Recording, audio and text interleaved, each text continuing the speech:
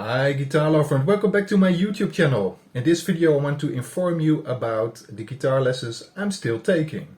And I want to inform you about the things I'm doing within those lessons and with the guitar exercises, the homework exercises I'm getting from my teacher.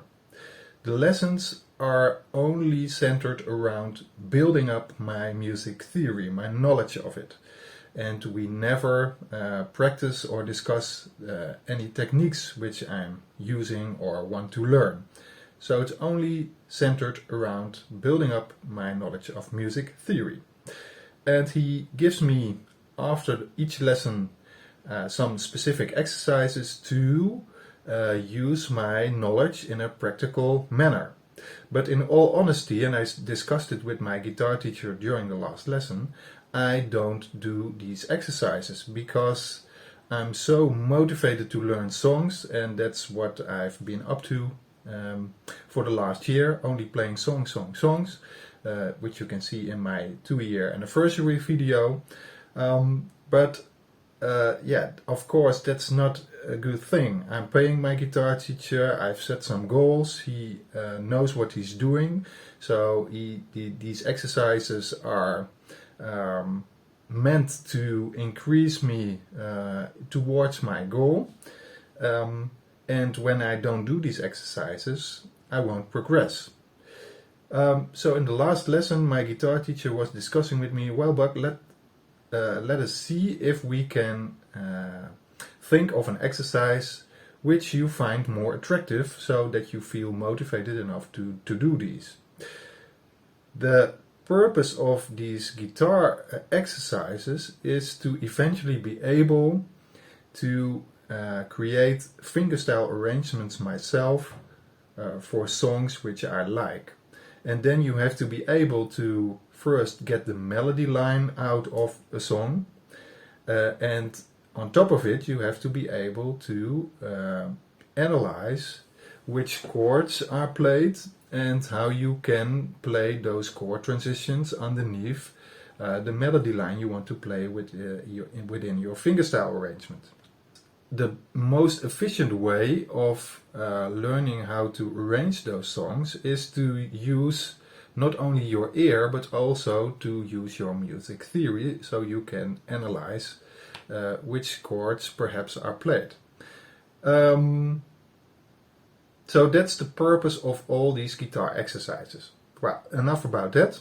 Let me demonstrate you which exercise my guitar teacher gave me during the last lesson to hopefully make me motivated enough to eventually do it.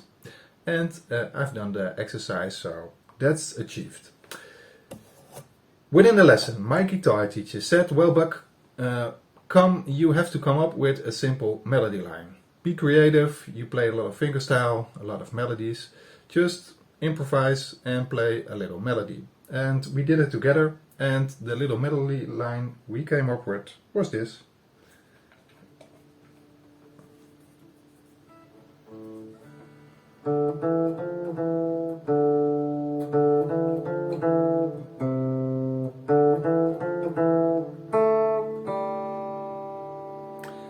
Nothing too fancy, nothing too difficult, just a simple melody line.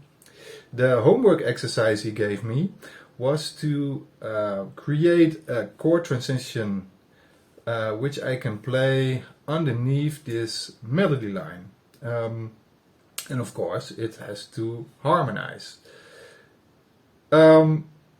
Okay, I've done that, and my teacher told me, well Buck, perhaps a good way is to analyze which notes you are playing within the melody line and to see if you can find the chords which have the most overlap with their notes, with the notes from the melody line, because probably those are harmonizing in the best way.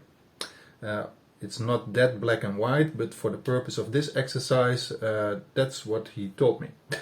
So the first thing I did was to write down the notes of the melody line, and you can see here the 3 parts.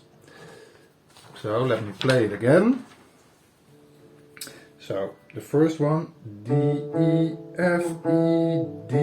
Second one, D, E, F, E, C. Third one, D, E, F, E, A, G. So those are the notes. D, E, F. In all 3 the parts are the same. And you can see I've underlined them because I thought, well, the D, the E and the F, 3 times the same. Perhaps I can make a little chord progression where I use the same chord for that part. So D, E, F. I have here a very important scheme which my guitar teacher a while back have written down in my log book. So I thought, well,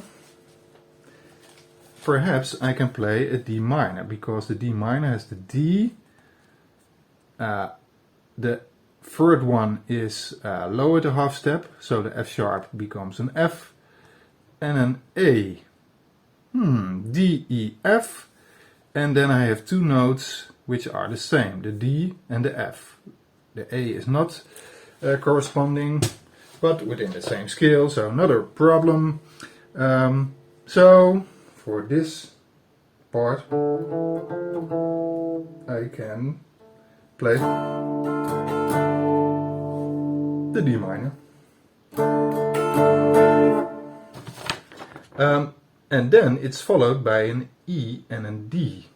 And to make things more interesting, I thought, well, I can play the D minor for that full part, because the D and the E are also in the first part, but that's a little boring and I want another chord.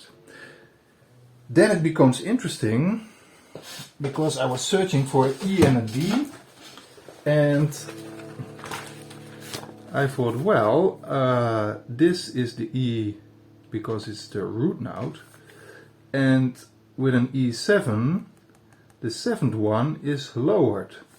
So this is a D sharp, so within an E7 chord it becomes a D. So the E and the D, well, 2 corresponding notes. Let me see how that sounds. So for this part I came with this progression. Yikes. I came up with this progression. E7.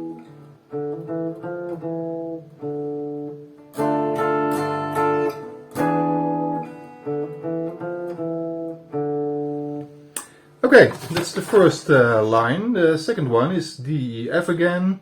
And I already told it, I want to use the same chord for the first 3 lines. So again the D minor, but this ends with an E and a C. So I came up with the C major.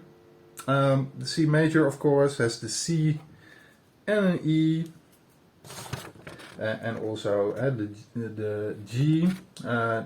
That's a note which isn't in the melody line, but within the same scale, so no problem. So the E and the C are corresponding within the notes, the C and the E of the C major. So then it becomes first D minor, E7, D minor again, and the C major. So then we have the first 2 bars. Let me play the melody line again.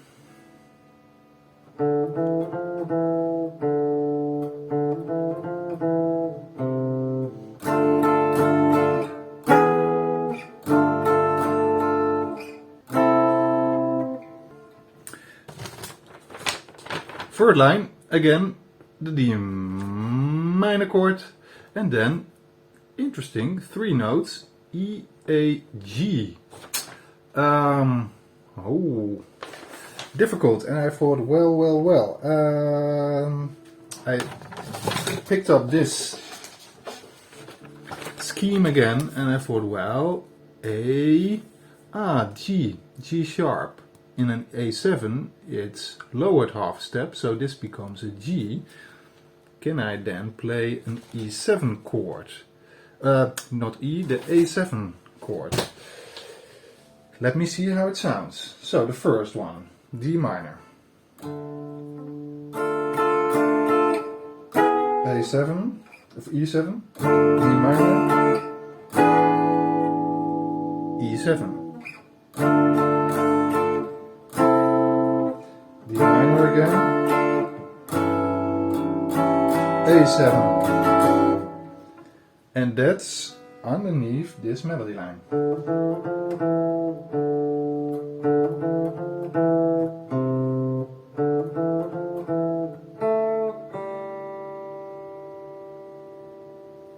Let me play the chord progression again.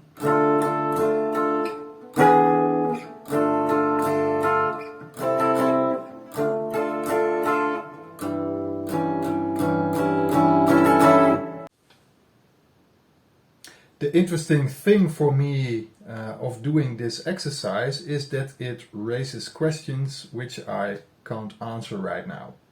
And one of the questions I have is, am I playing this little music I've created in the D or D minor key instead of the C key, which I thought was the purpose of the melody line.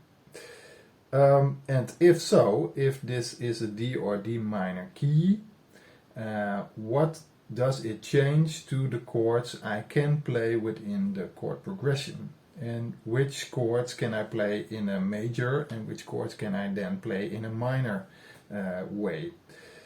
I can't answer it for myself because I don't have enough knowledge yet, and this is an interesting question to ask my guitar teacher, and I would have never come up with this question when I didn't do this exercise. So that's one result of a very important result of doing these exercises in a practical way to work with my current music knowledge and to eventually increase it. So I will ask this question to my guitar teacher tonight. I will conclude this video with a recording of the melody line and the chord progression together, so you can hear what I eventually have created.